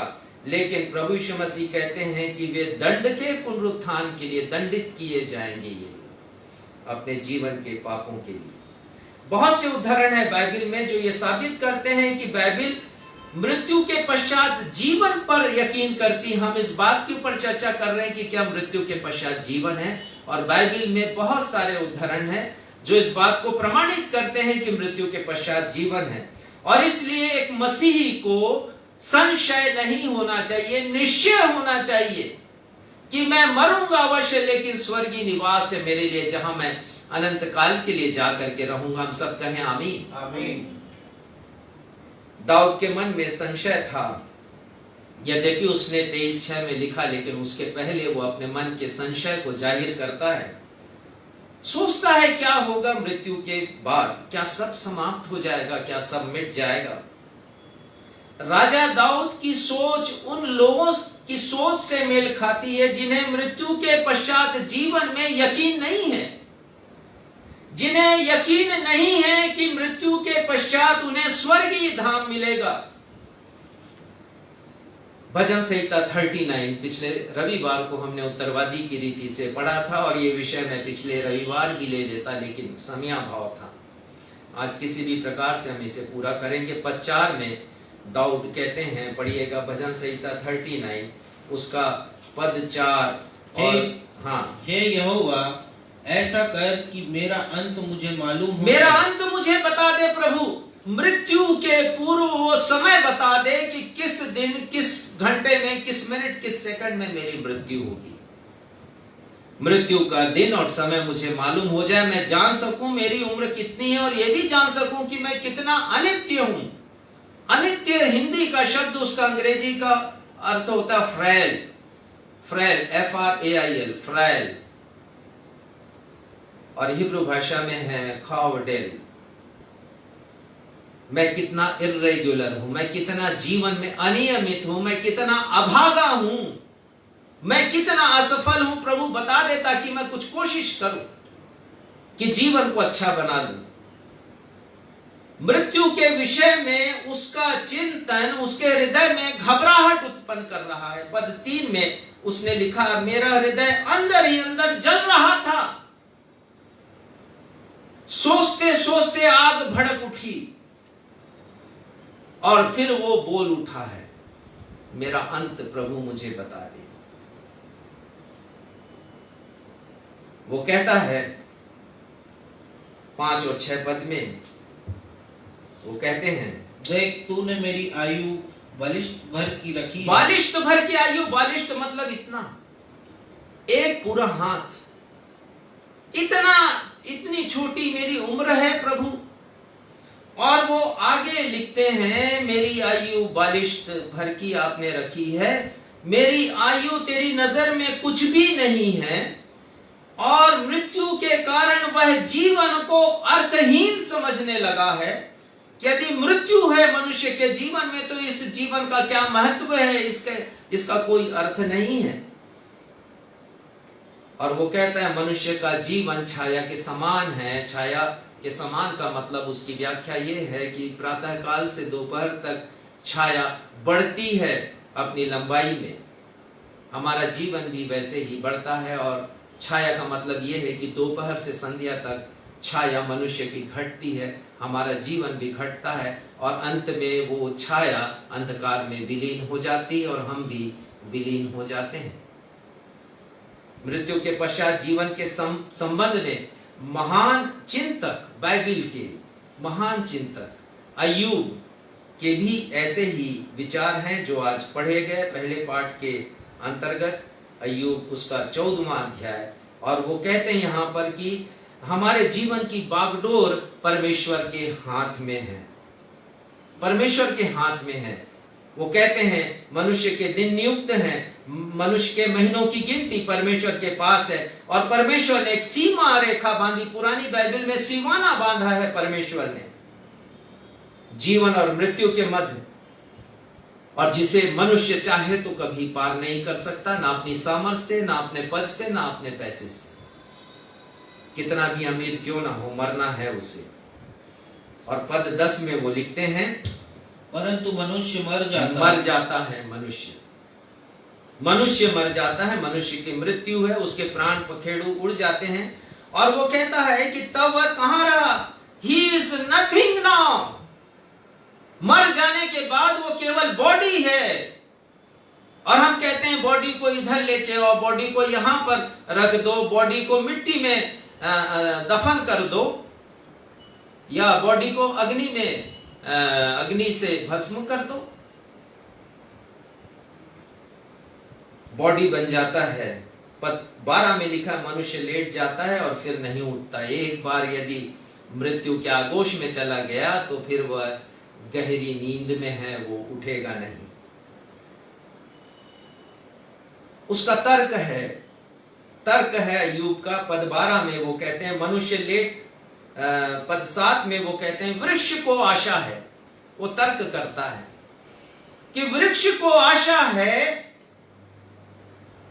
यदि काट डाला जाए तो फिर पनपेगा, और चाहे उसकी जड़ भूमि में पुरानी हो जाए, केवल ठूंठ बचे, तो भी वर्षा की गंध पा करके वो पनप जाता है, हरा भरा हो जाता है। हम भी देखते हैं अपनी आंखों से। लेकिन पद 14 में कहता मनुष्य के लिए कोई आशा नहीं है। यदि मनुष्य मर जाए तो क्या वह फिर से जीवित होगा? अय्यूब का बहुत बड़ा प्रश्न है ये। मनुष्य मर जाए तो क्या फिर से उसे जिंदगी मिलेगी? बहुतों के लिए भी पहेली है, जिंदगी नहीं मिलती है दोबारा। पहेली है कि क्या मृत्यु के पश्चात कोई जीवन है? प्रभु यीशु मसीह ने कहा यूहन्ना 10:10 में, वो कहते हैं मैं इसलिए आया कि तुम जीवन पाओ। प्रभु यीशु मसीह कहते हैं कि तुम जीवन पाओ, और बहुतायत का जीवन, एबंडेंट लाइफ, बहुतायत का जीवन तुम्हें मिले। प्रभु यीशु मसीह कहते हैं। परमेश्वर की प्रतिज्ञा है यूहन्ना 3:16 में, क्योंकि परमेश्वर ने जगत से ऐसा प्रेम किया कि उन्होंने अपना इकलौता पुत्र दे दिया प्रभु यीशु मसीह के रूप में, ताकि जो कोई उस पर विश्वास करे, साफ साफ लिखा कि वो नाश ना हो, मृत्यु के दंड के पुनरुत्थान के लिए वो जीवित ना हो, पर जीवन के पुनरुत्थान के लिए जीवित, नाश ना हो परंतु अनंत जीवन पाए।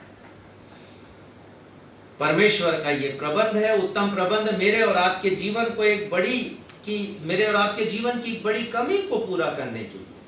है ना महान परमेश्वर, है ना महान चरवाहा, वो हमारी इस बड़ी कमी को पूरा करते हैं प्रभु यीशु मसीह के रूप में। दूसरा प्रश्न है, पहला प्रश्न हमने देखा कि क्या मृत्यु के पश्चात कोई जीवन है। दूसरा प्रश्न है जो दाऊद के लिखे गए शब्दों से प्रकट होता है, उत्पन्न होता है। हम ये देख रहे हैं भजन संहिता 23:6 उसके अंतिम पंक्ति पर खड़े हुए जो प्रश्न है, उनमें दूसरा प्रश्न है, हम क्या करें कि हमें मृत्यु के पश्चात स्वर्गीय जीवन मिले? क्या करना पड़ेगा आखिर? यदि ये स्वर्गीय धाम है जहां पर दाऊद जाना चाहते हैं, मैं भी जाना चाहता हूं, लेकिन what I will have to do, मुझे क्या करना पड़ेगा? और हमें अपनी सोच में परिवर्तन लाना पड़ेगा, हमें दृढ़ निश्चयी बनना पड़ेगा,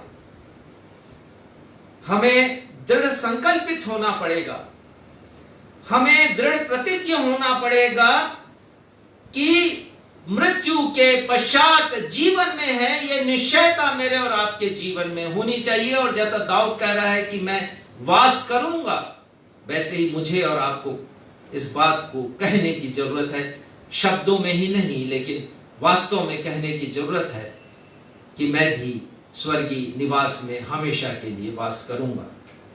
किसी कार्य को करने के लिए मात्र इच्छा रखना और उस कार्य को अंजाम देने के लिए जुनून रखना या दृढ़ प्रतिज्ञ होना, इन दोनों बातों में बड़ा अंतर है। हम किसी लक्ष्य को पाना चाहते हैं तो हमें दृढ़ निश्चय या दृढ़ संकल्प रखना होगा। किसी लक्ष्य को पाने के लिए मात्र इच्छा रखना, फिर से सुनिए, किसी लक्ष्य को प्राप्त करने के लिए मात्र इच्छा रखना बॉयलर में रखे गर्म पानी के समान है। बॉयलर जो होते हैं ना बड़े बड़े पावर हाउस में, बॉयलर में रखे गर्म पानी के समान है। आप उस गर्म पानी से नहा तो सकते हैं पर आप विद्युत उत्पादन नहीं कर सकते जब तक उस बॉयलर के पानी को धधकती आग से आप खौलाकर भाप उत्पन्न ना कर दें।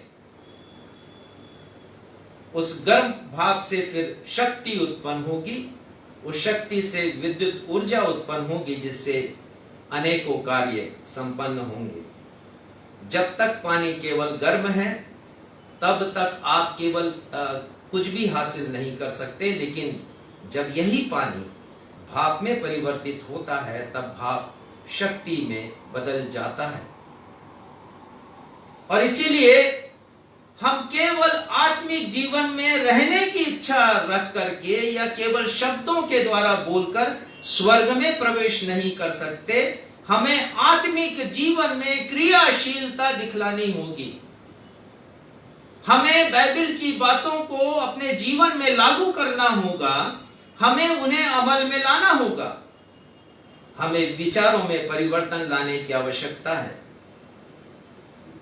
अपने स्वर्गीय लक्ष्य को पाने के लिए आत्मिक अभ्यास करने की जरूरत है। कुलुस्सियों 3:1 में संत पौलुस लिखते हैं कि स्वर्गीय वस्तुओं की खोज में रहो जहां मसीह वर्तमान में है। मसीह जीवित है, मसीह मरा नहीं है, मसीह किंवदंती का हिस्सा नहीं है, वो फेरी टेल नहीं है, परी की कहानी नहीं है कि क्रूस पर मृत्यु हो गई। वो जीवित है। वो लिखते हैं कि जहां मसीह वर्तमान में है, और वो कहते हैं पृथ्वी पर की नहीं परंतु स्वर्गीय वस्तुओं पर ध्यान केंद्रित करो। और आज हमने एक और पाठ पढ़ा 1 कुरिन्थियों 15:9 से कि इसी जीवन से हम उस मसीह यीशु से आशा ना रखें। यदि इसी जीवन में हम आशा रखते हैं कि चंगाई मुझे मिल जाए, धन दौलत मेरे पास आ जाए, बड़ी कार आ जाए, बड़ा सा घर हो जाए, भौतिक जरूरतें मेरी पूरी हो जाए, काफी बड़ी व्याख्या मैंने की थी इस विषय पर। इसी जीवन में उम्मीद ना रखें उस मसीह से, लेकिन उस मसीह से उम्मीद हम मृत्यु के बाद के जीवन के लिए रखें। कितना अद्भुत है जानना कि परमेश्वर पिता ने पवित्र आत्मा के द्वारा अय्यूब और दाऊद के विचारों में परिवर्तन लाया। हम ये देख रहे हैं हमें क्या करना है मृत्यु के पश्चात, हमें अनंत जीवन मिले या स्वर्गीय जीवन मिले, क्या करें हम। यद्यपि दाऊद और अय्यूब ने ऐसे विचार रखे जो मेरे और आपके विचार हैं जीवन और मृत्यु के संबंध में, लेकिन परमेश्वर ने अद्भुत रीति से पवित्र आत्मा के द्वारा प्रकट किया, उनके ऊपर दर्शन दिया। उन्होंने नहीं कभी पढ़ा प्रभु यीशु मसीह के पुनरुत्थान के बारे में, कभी नहीं पढ़ा प्रभु यीशु मसीह के रूपांतरण के बारे में, रूपांतरण भी एक बहुत अच्छा विषय है। इस विषय को समझने के लिए और आने वाले रविवार हम प्रभु यीशु मसीह के रूपांतरण और पुनरुत्थान के ऊपर चर्चा करेंगे। इसलिए आने वाले रविवार को आप संदेश को छोड़े नहीं। बहुत आपके ज्ञान में, आत्मिक ज्ञान में वृद्धि होगी उस वचन के द्वारा। उन्होंने नहीं देखा प्रभु यीशु मसीह के पुनरुत्थान। देखने की तो बात छोड़ दीजिए, देखा तो मैंने और आपने भी नहीं, लेकिन हमने पढ़ा तो है बाइबल में। उन्होंने तो कभी सुना नहीं पुनरुत्थान के बारे में, लेकिन वो क्या लिखते हैं, बहुत अच्छी बात। राजा दाऊद लिखते हैं भजन संहिता 16:10 में, वो लिखते हैं, तू मेरे प्राण को अधोलोक में नहीं छोड़ेगा। अधोलोक हिब्रू भाषा में शेओल इसका शब्द है, जिसका मतलब होता है हेडिस आर हेल, नरक। वो कहता है अधोलोक में नहीं छोड़ेगा। अधोलोक मृत आत्माओं का निवास स्थान है। एक बहुत बड़ा विषय है, अभी मैं इसे नहीं समझाऊंगा, बस ये समझ जाइए कि मृत आत्माओं का निवास स्थान है वो। ना अपने पवित्र जन को सड़ने देगा, मिटने देगा, समाप्त होने देगा। वो कहता है मुझे अधोलोक में नहीं छोड़ेगा मेरे प्राण को, ना तू मुझे मिटने देगा। प्रभु यीशु मसीह के लिए भविष्यवाणी के रूप में ये लिखा हुआ है, लेकिन मेरे और आपकी जिंदगी के लिए भी है। और 11वें पद में वो कहते हैं, तू मुझे जीवन का मार्ग दिखाएगा। यही है निश्चयता। दाऊद इसको प्रकट करता। और एक बहुत अच्छा वाक्यात है, मैं और बताना चाहूंगा दाऊद के बारे में कि कैसे उसने अपनी निश्चयता को क्रियाशीलता में परिवर्तित कर दिया, कैसे अमल में लाया। नातान नबी दाऊद के पास आते हैं। पहला शामुएल, दूसरा शामुएल, आप 12वां अध्याय पढ़ लीजिएगा, समय नहीं कि मैं बताऊं इसमें। लेकिन नातान नबी कहते हैं कि दाऊद राजा, आपने पाप किया है। उस जमाने में ऐसे भविष्यवक्ता थे जो राजा की गलतियों को निकाला करते थे परमेश्वर के भय में। और बहुत बड़ी बात है कि राजा अपनी गलती को स्वीकार करता है। वो कहता है कि तूने अच्छा नहीं किया, तेरे हाथ खून से रंगे हैं। तूने बशेबा जो हित्ती उरिया की पत्नी थी, उसे पाने के लिए हित्ती उरिया की हत्या करवा दी। राजा, अपने पद का, अधिकार का तूने गलत उपयोग किया, अपने प्रभाव का, सिर्फ उस विवाहिता महिला को अपनी पत्नी बनाने के लिए। और इसलिए जो पुत्र उत्पन्न होगा वो मर जाएगा, वो जीवित नहीं रहेगा। और दाऊद एक्सेप्ट करता, पढ़िएगा दूसरा शामुएल 12 अध्याय, वो कहता मैंने पाप किया है। I have sinned against God. परमेश्वर के विरोध में मैंने पाप किया है।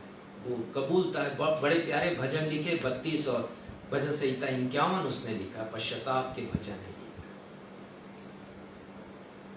और जैसा भविष्यद्वक्ता ने कहा था, 7 दिन का रोगी वो मर गया, लेकिन जब तक वो जीवित था, लिखा है 12वें अध्याय के पद 16 में, दाऊद उपवास रखकर प्रार्थना करता था परमेश्वर से, लेकिन 7वें दिन उसका पुत्र मर गया। 18वें पद में, 21वें पद में राजा के कर्मचारी आए, क्योंकि जैसे ही पुत्र को उसने दफन किया है, घर आया वो अपने महल में और कहता मुझे खाना दो।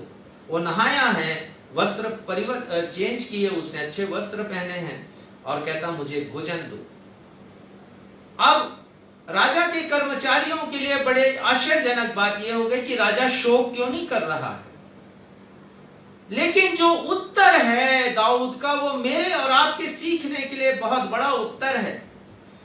दाऊद कहते 23 पद में, जरूर पढ़िए यदि आपने निकाला है, दूसरा शामुएल 12 अध्याय यदि आपने निकाला है तो पढ़िए, नहीं तो मैं ही पढ़ता हूं। यहां लिखा है, अब वह मर गया, जब तक वो जीवित था मैं उपवास करता रहा, मैं प्रार्थना करता रहा, लेकिन अब वो मर गया, क्या मैं उसे लौटा कर ला सकता हूं? और वो कहते हैं मैं उसके पास जाऊंगा परंतु वह मेरे पास नहीं आएगा। मैं उसके पास जा सकता हूं लेकिन वो मेरे पास नहीं आएगा। कितना बड़ा विश्वास है। और यही विश्वास मेरा और आपका होना चाहिए। मैं जब मृत्यु के समय कई लोगों की प्रतिक्रियाओं और उनके कार्यों को देखता, मुझे बड़ा दुख होता है कि क्या इन्होंने प्रभु यीशु मसीह के पुनरुत्थान के बारे में इतना ही जाना है, मृत्यु के बाद जीवन के विषय में इन्होंने इतना ही जाना है। समय नहीं कि उसकी चर्चा करूं, लेकिन किसी दिन अवश्य चर्चा करूंगा। और आप अय्यूब को ले लीजिए। अय्यूब ने भी बहुत अच्छी तरह अपने आत्मिक आंखों से प्रभु यीशु मसीह को देखा, अपने जीवन को देखा, मृत्यु के बाद कब्र के बाद उसने अपने जीवन को देखा। वही अय्यूब जो कहता है कि मनुष्य मर जाता है लेकिन क्या वो फिर से जीवित होगा, वो अय्यूब कहते हैं 19 अध्याय के 25वें पद में वो कहते हैं, मुझे तो निश्चय है कि मेरा छुड़ाने वाला जीवित है। I am determined about this, मुझे निश्चय है, मैं डिटरमाइंड हूं, मेरा छुड़ाने वाला जीवित है और अंत में वो पृथ्वी पर खड़ा होगा। और फिर वो 26 पद में कहते हैं कि मैं ईश्वर का दर्शन करने पाऊंगा। यद्यपि सब कुछ मिट जाएगा, समाप्त हो जाएगा, लेकिन मैं ईश्वर का दर्शन करने पाऊंगा। और वो 27 पद में कहते हैं, ईश्वर का दर्शन मैं अपनी आंखों से साक्षात करूंगा। ये निश्चयता है मृत्यु के परे जीवन के बारे में, और इसके लिए मुझे और आपको अपने विचारों में परिवर्तन लाना पड़ेगा, जैसे प्रभु यीशु मसीह ने निकोदेमुस से कहा कि तुम्हें अपने दृष्टिकोण में परिवर्तन लाने की आवश्यकता है यदि तुम स्वर्गीय राज को पाना चाहते हो। प्रभु यीशु मसीह ने कहा, जब तक कोई नए सिरे से ना जन्मे, जब तक उसका दृष्टिकोण परिवर्तित ना हो, स्वर्ग के राज्य को जाना तो दूर की बात है, प्रभु यीशु मसीह तो कहते हैं देख नहीं सकता है। और फिर रिपीट करते हैं प्रभु यीशु मसीह से, जब तक तू नए सिरे से ना जन्मे निकोदेमुस, परमेश्वर के राज्य में प्रवेश नहीं कर सकता। क्या करना पड़ेगा मृत्यु के पश्चात जीवन के बारे में? इस प्रश्न के ऊपर हम विचार कर रहे हैं।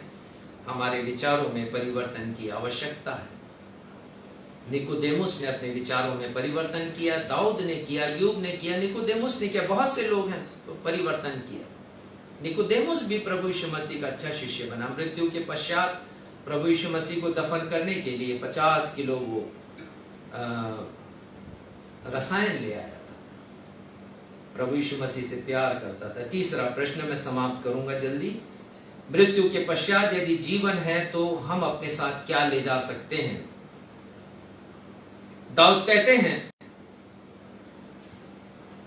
स्वर्गीय धाम में मैं वास करूंगा।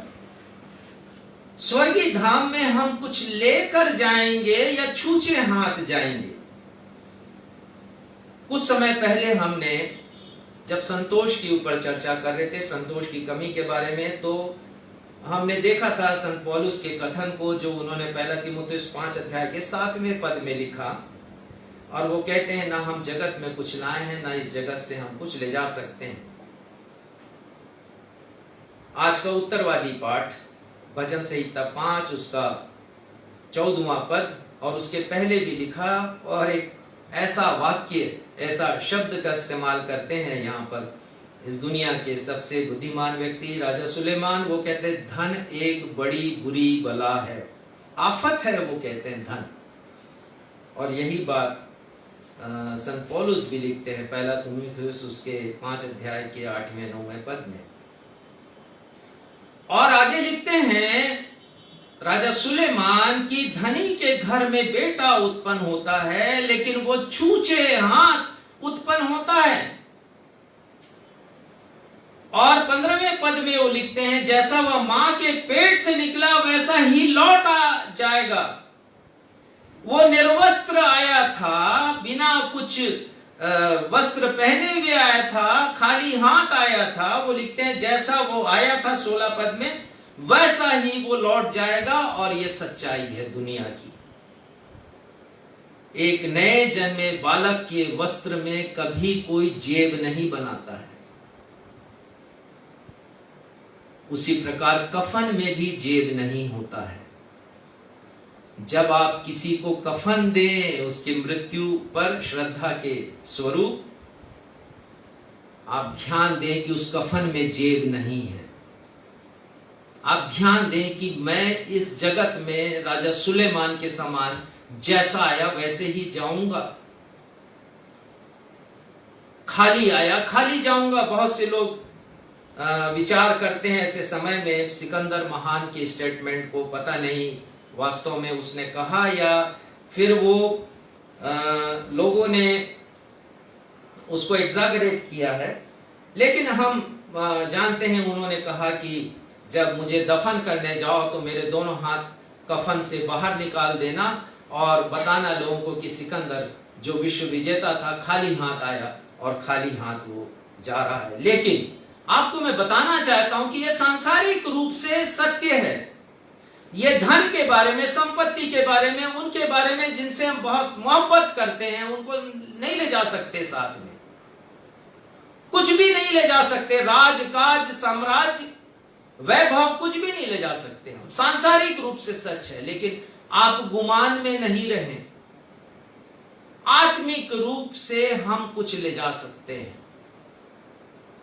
बाइबल कहती है, प्रकाशित वाक्य 14वां अध्याय का 13 पद, और उसमें लिखा है, पढ़ेंगे नहीं हम, उनके कार्य उनके साथ हो लेते हैं। मृतक के, वो कहते हैं धन्य है वे मृतक जो प्रभु में मरते हैं और वे विश्राम पाएंगे अनंत काल के लिए। और लिखा है कि उनके कार्य उनके साथ हो लेते हैं। कौन से कार्य? खाली हाथ नहीं जाते हम कुछ लेके जाते हैं परमेश्वर के सामने, उनके न्यायासन के सामने। पहला कार्य है उद्धार का कार्य। इसीलिए पौलुस लिखते हैं कि प्रभु ने जो उद्धार का कार्य तुम्हें दिया है उसे तुम पूरा करते जाओ। फिलिपियों उसके 2 अध्याय के 12वें पद में, उद्धार के कार्य को पूरा करते जाओ, क्योंकि ये आपकी पहचान है। उद्धार ये एक छाप है कि आप मसीह की ओर हैं। प्रभु यीशु मसीह ने छुटकारा दिया है। You belong to Jesus Christ. ये है उद्धार, आपको मुक्ति मिली है। शैतान के साम्राज्य से आप प्रभु यीशु मसीह की तरफ आए, उनके साम्राज्य की तरफ। उद्धार मुक्ति है, पापों से छुटकारा है, और इसे लेकर के आप जाएंगे। ये आपकी बिलोंगिंग है, आपकी पहचान है ये। और दूसरी बात है निश्चयता, कि जो निश्चयता दाऊद के हृदय में है वो मेरे और आपके हृदय में होना चाहिए। प्रभु परमेश्वर की प्रतिज्ञा यूहन्ना 3:16 और 18 पद में है, वो होना चाहिए निश्चयता मेरे और आपके जीवन में। और तीसरा है भलाई के काम। भलाई के काम हमें प्रतिफल देंगे यदि हम भले काम करेंगे। भले काम ही हैं। उसमें आप प्रार्थना आराधना को नहीं जोड़िए। दूसरों की भलाई है, अपलिफ्टमेंट है, सहायता है। नीति वचन 19:17 में लिखा है कि जो कंगालों की सुधि लेता है वो अपना प्रतिफल, वो यहोवा को उधार देता है और वो अपना प्रतिफल नहीं खोएगा। कहां नहीं खोएगा? आने वाले संसार में, आने वाले युग में, पुनरुत्थान के बाद। याकूब 4:17 में लिखा है कि यदि कोई भलाई करना जानता है और नहीं करता तो ये उसके लिए पाप है। और प्रभु यीशु मसीह का कथन हमने पढ़ ही लिया यूहन्ना 5:29 में, कि जो भलाई करते हैं वे जीवन के पुनरुत्थान के लिए जी उठेंगे। ये निश्चयता मेरे और आपके जीवन में हो जाए कि हम मृत्यु के बाद जीवन में प्रवेश करेंगे, अनंत जीवन के लिए। प्रभु यीशु मसीह ने जो मेरे लिए रखा है, परमेश्वर ने जो उपाय किया है, ये निश्चयता आ जाए हमारे जीवन और हम अमल में लाएं, उसको क्रियान्वित करें, शब्दों में नहीं, कार्यों के द्वारा। परमेश्वर पिता इस वचन के द्वारा आप सभी को अपनी आशीषों से परिपूर्ण करे। आइए हम प्रार्थना करें। प्रभु की प्रार्थना और उसके पश्चात आशीष से हम अपने इस आज की आराधना को समाप्त करेंगे। हमारे पिता, धन्यवाद देते हैं हमारे स्वामी कि आज वचन समझने में, सीखने में आपने हमारी सहायता की और हमें निश्चय हो गया पिता कि इस जीवन के परे एक जीवन है जिसे आपने मुझे, मेरे और सभी के लिए तैयार करके रखा है। वो निश्चयता मेरे जीवन में हो जो निश्चयता दाऊद के मन में थी। और होने दीजिए पिता, हम किसी भी प्रकार से संशय में ना रहें, सशंकित ना हो किसी भी प्रकार से कि पता नहीं क्या होगा मृत्यु के बाद, लेकिन हम जान रखे पिता, और दाऊद के समान हमारा विश्वास हो जाए। हम अपने प्रियजन के पास, कभी वो हमारे पास लौट के नहीं आ सकते, लेकिन हम जाएंगे उसके पास और जाकर के उनसे मिलेंगे पिता। ये निश्चयता हमारे जीवन में दे और होने दीजिए पिता कि हम उन कार्यों को करें जिनके द्वारा हम आप तक पहुंचे मृत्यु के पश्चात। इस वचन के द्वारा हम सभी पर अपनी आशीष बरसाइए प्रभु, और हम सभी के जीवन में आत्मिक रूप से आशीष दीजिए और फलवंत कीजिए। धन्यवाद के साथ इस प्रार्थना को आपके बेटे अनंत जीवन के स्वामी और अनंत जीवन देने वाले प्रभु यीशु मसीह के नाम से मांगते हैं, सुनिए और कबूल कीजिए। आमीन। प्रभु की प्रार्थना, हे हमारे पिता, आप जो स्वर्ग में हैं, आपका नाम पवित्र माना जाए, आपका राज्य आए, आपकी इच्छा जैसे स्वर्ग में पूरी होती है वैसे इस पृथ्वी पर भी पूरी हो। हमारे दिन भर की रोटी आज हमें दीजिए, और जैसे हमने अपने अपराधियों को क्षमा किया है वैसे हमारे अपराधों को क्षमा कीजिए। हमें परीक्षा में नहीं डाली बल्कि बुराई से बचाइए, क्योंकि राज, पराक्रम और महिमा सदा आपके हैं। आमीन। आशीष ग्रहण करें। अब प्रभु जो शांति का सोता है, आप ही तुम्हें सदा और हर प्रकार की शांति से परिपूर्ण करें। अब हमारे परमेश्वर पिता का प्रेम, हमारे उद्धारकर्ता प्रभु यीशु मसीह का अनुग्रह और शांतिदायक पवित्र आत्मा की सहभागिता अब से लेकर के इस जीवन के पश्चात, अंतिम सांस के पश्चात स्वर्गीय धाम में हमेशा हमेशा बनी रहे। आमीन। जय मसीह।